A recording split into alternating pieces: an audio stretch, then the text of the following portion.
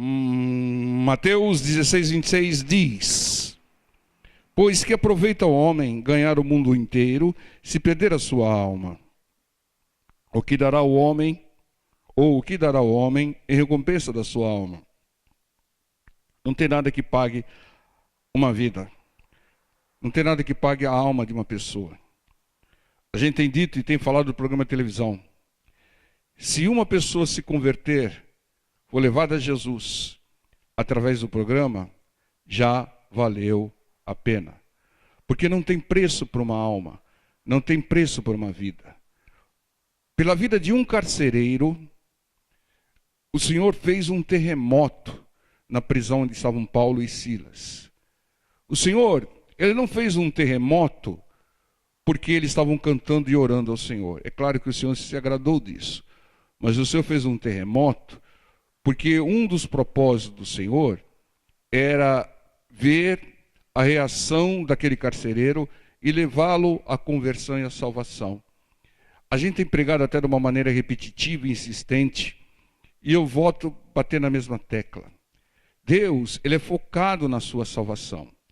Deus, Ele vai fazer quase tudo pela sua salvação. Só tem uma coisa que Deus não vai fazer para te salvar. É passar pela sua palavra. Então Deus, Ele não vai tirar a decisão, o livre-arbítrio de ninguém para converter a pessoa. Vem cá, você quer ir para o mundo, mas eu não quero, então você vem aqui para se converter e para que eu possa te salvar. Não, Deus não vai forçar ninguém. Porque Ele respeita a nossa decisão, Ele respeita o nosso livre-arbítrio. Mas no mais, Ele vai fazer quase tudo, né, exceção feita a passar sobre a sua palavra, para nos converter e nos salvar. Esse é o foco do Senhor. O Senhor, Ele quer tanto a nossa salvação, que Ele enviou o que Ele tinha de melhor para morrer sofrendo para que nós fôssemos salvos.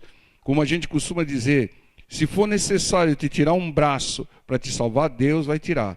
Se for necessário tirar um olho para Deus te salvar, Ele vai tirar. Se for necessário, às vezes, liberar uma bênção que você não merece, uma bênção, você não tem buscado, não tem clamado, mas recebeu uma bênção. Se essa bênção contribuir para a sua salvação, Ele te dará.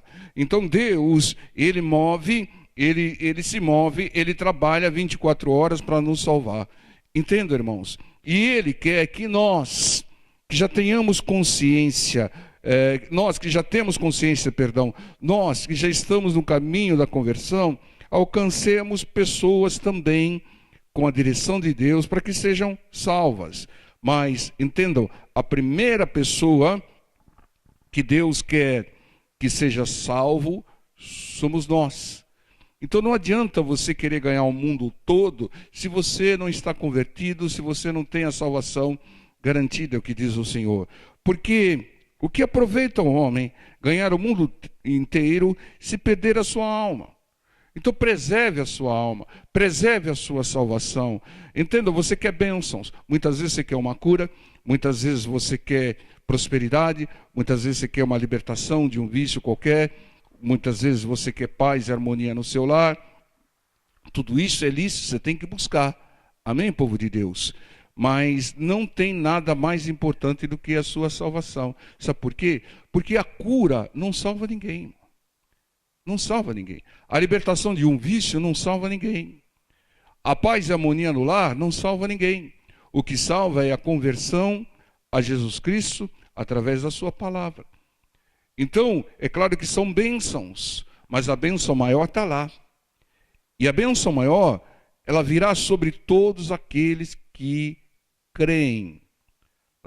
Não tem privilégio. Você de tal igreja não vai se salvar. Você de tal religião não vai se... Não. A salvação, ela não depende de placas. Ela não depende de igrejas. Ela não depende de religião. A salvação depende da nossa fé.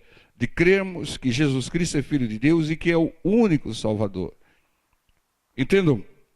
É pela fé que nós somos salvos. E pela fé que nós devemos viver também. Porque um dos alicerces do Evangelho é que o justo viverá pela fé. Isso é uma das de umas, vamos dizer assim, estacas, alicerces do Evangelho. O justo tem que viver pela fé. Você não pode viver em função daquilo que tem acontecido na sua vida, das circunstâncias da sua vida. Você tem que viver pela fé. Você tem que viver por crer nas promessas de Deus, do poder de Deus, que Deus é contigo, que Deus está no controle de tudo. Fala para o seu irmão de lado, Deus está no controle de tudo. Sabe por que Deus está no controle de tudo? Porque Ele mesmo disse que não cai um fio do nosso cabelo sem que Ele o saiba ou que Ele permita. Versículo 27 diz: porque o Filho do Homem virá na glória de seu Pai, com seus anjos, e então dará a cada um segundo as suas obras. Ou seja, o Senhor vem com os seus anjos, com o seu exército. Ô pastor, o que faz os anjos? Os anjos, eles são transportadores de bênçãos, e eles são agentes secretos, né? Não tem nenhum 007 lá, mas são agentes secretos de Deus. Eles vêm, levam as nossas orações, né? E descem trazendo a resposta de Deus e as nossas bênçãos. Por isso que tem alguns textos que diz que virão os anjos subindo e descendo diante do Senhor. Então, quando você pede em nome de Jesus e a sua petição é uma petição de acordo com a palavra, os anjos levam a sua oração até o Senhor, a sua petição, e depois vem a resposta. Como é que o senhor sabe disso, pastor? Se na Bíblia não está escrito, sim. Se você vê lá no livro de Daniel, capítulo 10, você vai ver que Daniel orou, e no primeiro dia que ele orou, o anjo subiu com a oração até o Senhor, e depois desceu com a resposta. Mas o anjo, quando desceu com a resposta, ele encontrou um obstáculo. Aquela região da Pérsia lá era dominada por potestades, por demônios, e os demônios tentaram bloquear a resposta do anjo de Deus durante 21 dias. Mas como Daniel perseverou em oração, o anjo do Senhor recebeu a ajuda do arcanjo Miguel, passou com a resposta para Daniel, né? Então, aí o anjo explicou: Daniel, não estou atrasado não, Daniel. O que aconteceu é o seguinte: teve lá uns demônios, umas capetadas lá, que não queriam deixar que eu passasse. E eu passei só com o reforço. Por que foi enviado o reforço para que eu passasse? Porque você continuou orando, Daniel. Você continuou perseverando. Você continuou até em jejum, Daniel, durante 21 dias. Né? E aí a resposta passou pelo obstáculo e veio até a ti.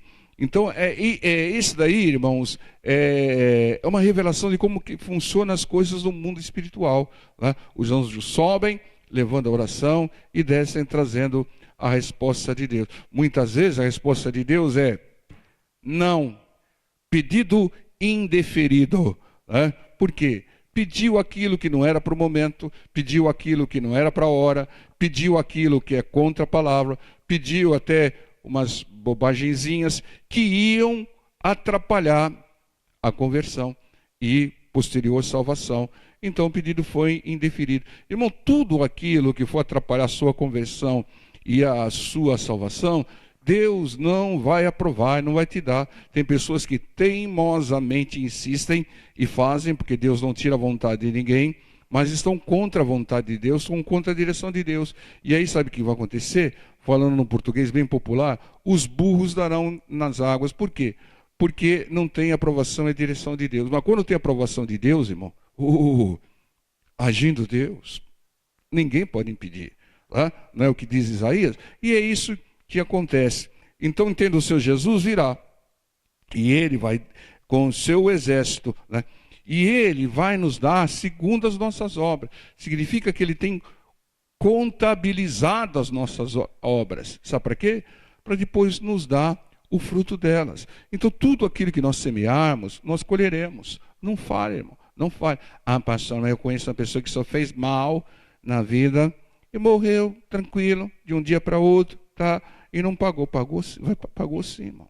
Você não viu o dia do juízo. Você não estava lá no dia do juízo. No dia do juízo é o acerto de contas, irmãos. É como revela isso na própria palavra. A parábola do rico e do Lázaro. O que aconteceu com o rico? Ele foi sepultado e atormentado. O que aconteceu com Lázaro? O mendigo. Ele foi levado pelos anjos e foi consolado.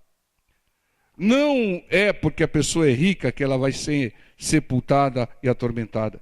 É porque ela amava as riquezas e ela não tinha amor ao próximo, né? Ah, pastor, então não quero ser rico, não. Você tem que ser rico se for um chamado de Deus, para você poder abençoar muitas pessoas, né? E se continuar temente a Deus.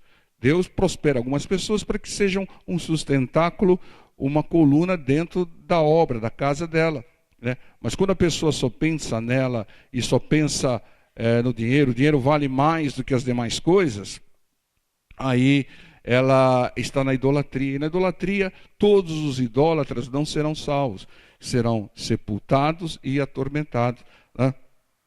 Então, e tem algumas pessoas que vão conscientemente para essa direção, como aquele mancebo. Bom mestre, né? O que farei para obter a vida eterna? Ele sabia o que era a vida eterna, ele sabia o que era a salvação, mas mesmo assim, ele não abriu mão do amor que ele tinha aos seus bens, às suas riquezas. Entende? Tem pessoas que conscientemente optam, né, tolinhas, optam por ter uma vida regalada aqui, passageira, que ela não sabe quando vai terminar, do que ter toda a eternidade com o Senhor. Entende, irmãos? Nós não estamos fazendo aqui nenhuma apologia da pobreza, não. Nós estamos dizendo que a maior riqueza que nós temos é a garantia da salvação. Agora, Deus, Ele não quer que você viva miseravelmente aqui, né, para ser... Não. Deus, Ele quer que você tenha uma vida aqui abundante e tenha vida eterna. O Senhor Jesus mesmo disse, eu vim para que vocês tenham uma vida abundante e vida eterna.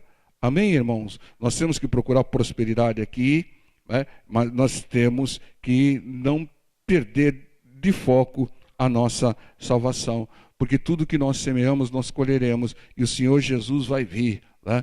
Tem até um videozinho que eu vi na internet há tempos atrás, e vi recentemente, que o Senhor Jesus não vai avisar. Olha, avisa todo mundo aí, né, que no dia 13, depois do Jogo do Brasil, o Senhor Jesus vai voltar. Não tem isso, irmãos. Ele virá como um ladrão, ninguém sabe o dia nem a hora, ele virá, e olha, não vai vir e demorar, vai vir como um raio, né? Então, nesse videozinho, o pastor está pregando, o Senhor Jesus vai voltar, tal. Aí dá um raio, pram, cai a Bíblia no chão, porque a igreja fica pela metade, porque a outra metade foi levada, arrebatada pelo Senhor, e aqueles que ficam começam a tomar consciência, porque o pastor estava pregando sobre o assunto, né? E começam a chorar, né? Então, que você não seja deixado para trás, nem um, nem dois, nem três, né? Que você siga com o Senhor, mantendo a sua fé e a sua fidelidade à palavra do Senhor, sabendo que tudo que você semeia vai colher. Toda obra que você fez, né, você vai receber a devida recompensa do Senhor, porque o Senhor virá, e o texto diz aqui, né, versículo 27, então dará a cada um segundo as suas obras. Quais são as suas obras, irmão? Quais são as suas obras? Nesse ano aí, você já está na metade do ano, né? Nós estamos em junho. Quantas pessoas você trouxe para Jesus nesse ano? Uma? Se foi uma, glória a Deus por isso. Mas se não for nenhuma, e no ano passado, nenhuma, e no outro ano, nenhuma. Sabe o risco que você corre? O Senhor pode falar para você que não nasça mais fruto de ti, né? E a pessoa vai se secando, né? Então, irmãos, entendam, muitas vezes, desculpe, eu estou no mesmo saco, nós nos acomodamos em ouvir a palavra, em conhecer a Deus, em crescer em entendimento, crescer em fé, mas e os frutos? O Senhor quer frutos, o Senhor não quer folhas, o Senhor quer frutos. Você tem dado fruto? Você falou de Jesus para alguém? Muitas vezes você não precisa nem pregar, irmão. Muitas vezes você falou, olha, tem um programa de televisão lá, passa na TV aberta, assiste lá. E a pessoa assiste, vai gostando, continua assistindo, aceita o apelo que tem lá, né? Que o Cid Moreira gravou. E aí ela acaba se entregando ao Senhor Jesus. Por quê? Porque você falou.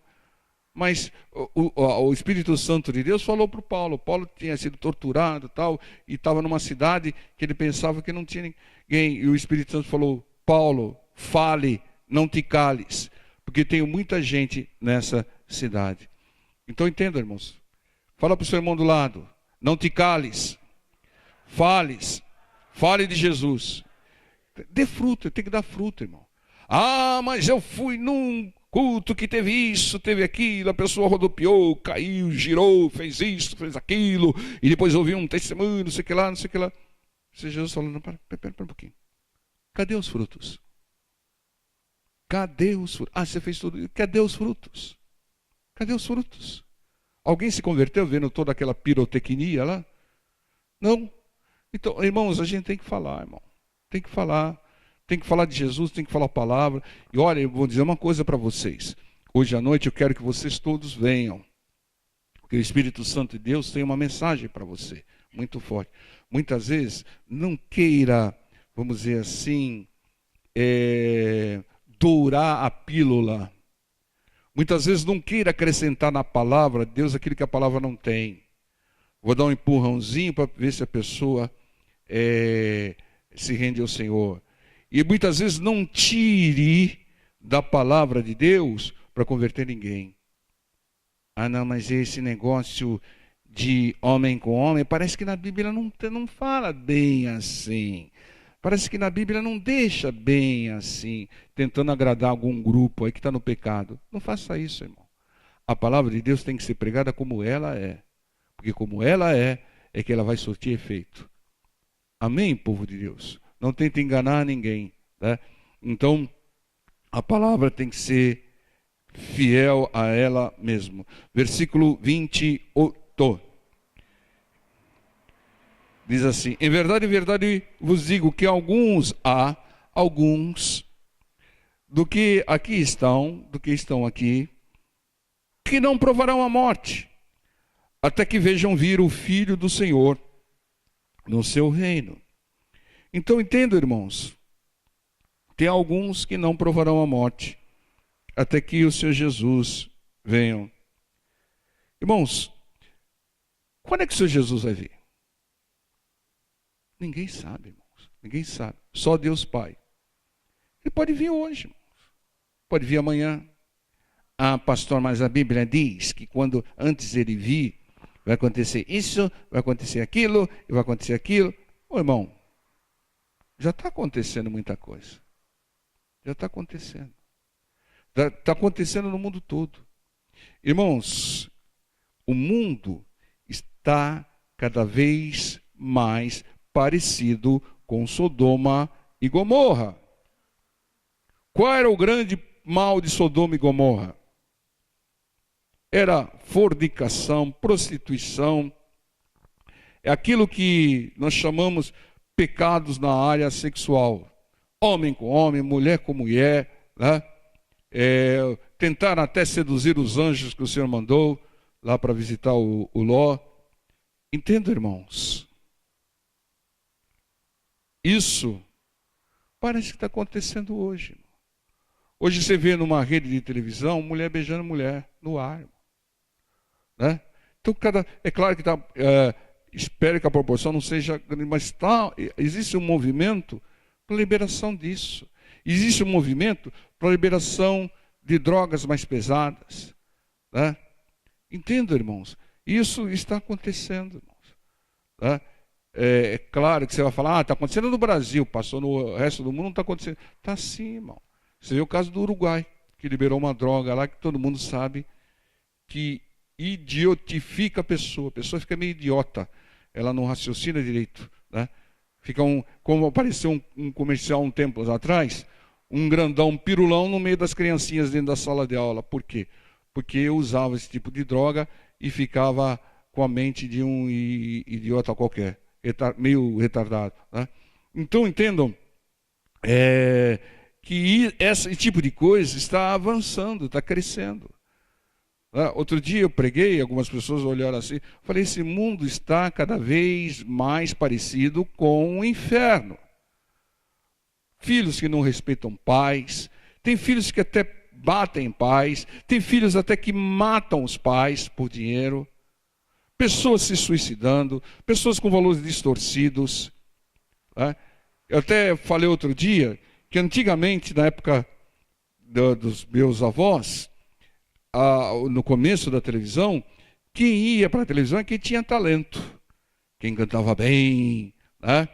Quem tinha talento. Hoje, você pega uma dúzia de vagabundos, porque não trabalham, coloca dentro de uma casa e tem um programa ali de audiência, irmão. Veja como o mundo está, né? Você não vê talento nesses lugares. Você vê prostituição. Né? Então, vocês vejam que cada vez mais, se tirasse, vamos dizer assim, passasse um filme das práticas de Sodoma e Gomorra, naquela época e agora, você vai ver que não está tendo muita diferença não, irmão. E está caminhando cada vez para pior.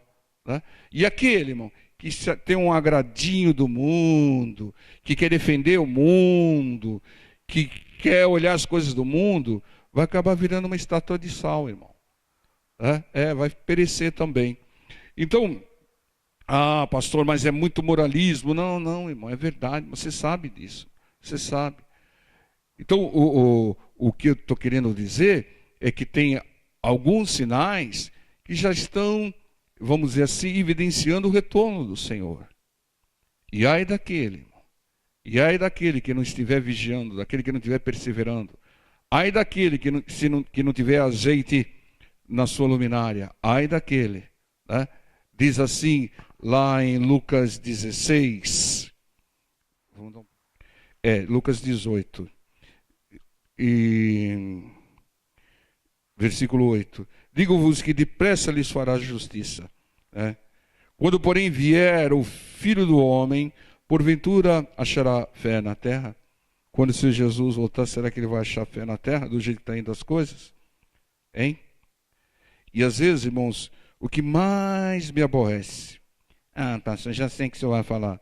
O que mais me aborrece é que o mundo está cada vez mais presente nas igrejas. Irmãos. A minha esposa foi, acho que um mês atrás, ela foi assistir um culto da Super Nani, né? Cris Poli, se não me falha. Ela foi pregar numa igreja lá no Ipiranga, e a irmã da minha esposa convidou e ela foi. Ô, irmão, disse que ela falou cada coisa, irmãos. Né? Porque o que se vê na televisão é uma coisa, mas ela disse que chega em algumas famílias, as famílias falam, não quero as suas regras, não. Acaba voltando. Né? Por quê, irmão? Porque não quer se acertar, irmãos. Não quer se acertar. Tá? Tem até um testemunho bonito, foi curada também de câncer e tal, e se converteu e tal. Mas tem lares que a criança domina, irmãos. Faz o que bem entende. Né? Afrontam pai e mãe. Estão crescendo uns monstrinhos, irmãos. Né? E depois? Né? Então, isso começa, muitas vezes, dentro da família. Influência da mídia. Às vezes, influência da escola, uma influência dos amigos, da vizinhança. Tem que tomar cuidado com isso, irmão. Tem que tomar muito cuidado. Eu sou de Jesus, o que me influencia é a palavra do Senhor. Então, o Senhor Jesus, ele está voltando, irmãos. Né? E alguns não provarão a morte, serão arrebatados. Como diz João 8,51, quem guarda a palavra, né, nunca verá a morte. Então guarde a palavra, irmão. Você não vai ver a morte. Você vai ser promovido. Você vai ser abençoado. Você vai sair do sofrimento. Você vai sair da perturbação. As suas lágrimas cessarão, porque você estará com o Senhor. É promessa de Deus. Mateus 17:7. Mais palavras do Senhor Jesus aqui. E aproximando-se Jesus, tocou-lhe e disse, levantai-vos e não tenhais medo. Aqui, no Monte da Transfiguração, Pedro, Tiago e João caíram ao ver o resplendor, aquela imagem, e o Senhor diz, levantai-vos e não tenhais medo. Duas coisas que Deus quer, que nós fiquemos em pé. O Senhor não quer ver ninguém caído. E que nós tenhamos coragem, não tenhamos medo. Duas coisas. Então levante-se, irmão, e não tenha medo. Fala para o seu irmão do lado, levante-se e não tenha medo. Essa é a vontade do Senhor. Isso é o que o Senhor diz aqui. Entenda, irmãos? Confie em Deus. Confie no poder de Deus. Confia no controle de Deus. Você não deve ficar caído. Você só tem que se prostrar diante do Senhor, né? Mas você não deve ficar caído com medo, irmão. Você tem que estar em pé.